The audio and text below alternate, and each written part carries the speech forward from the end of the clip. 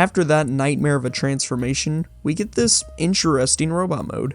Now, I'm gonna go ahead and say this does not scream Bumblebee to me. Not at all.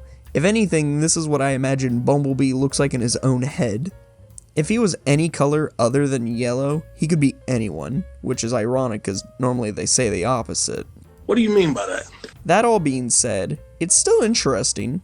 He's got that long legs, short arm anime look. He also has a huge rack. Between all that and his chiseled face, he looks like he should be stopping a gay British man from sucking off his adopted brother. I will admit, the best part about this figure is the small details. Carrying over from the alt mode, much of these details are still molded and some even painted, like the lights on his shoulders and chest. A weird thing that both the reactivated Bumblebee and Starscream have, they both have parts of their body that are painted black on one side and not the other. Not really sure if this is supposed to be a form of battle damage or some mechanic in the game. Weirder yet is that the next and presumably last two figures in the Reactivate line did not continue this painting scheme.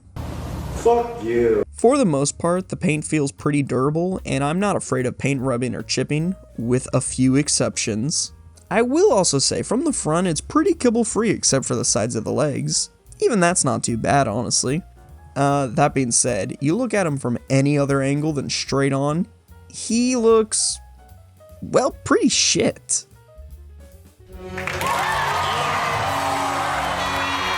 Between all the empty spaces and gaps, to the complete lack of detail, it just looks like a completely different figure. Hey baby, how'd you like to share a pair of skates? Sure! Ah! So it makes it difficult to put him in any half-decent pose. More on that later. Before that, however, I would like to take a look at his forearms. As the persnickety viewers amongst you may have noticed, his guns are stored back here. I don't know how I feel. I kinda like how they look. It almost makes him look more like a yellow Batman than a Bumblebee, however, but semantics. As for the guns themselves, I also feel a bit conflicted. On the one hand, I quite like how they look like little SMGs and they feel quite appropriate for Bumblebee.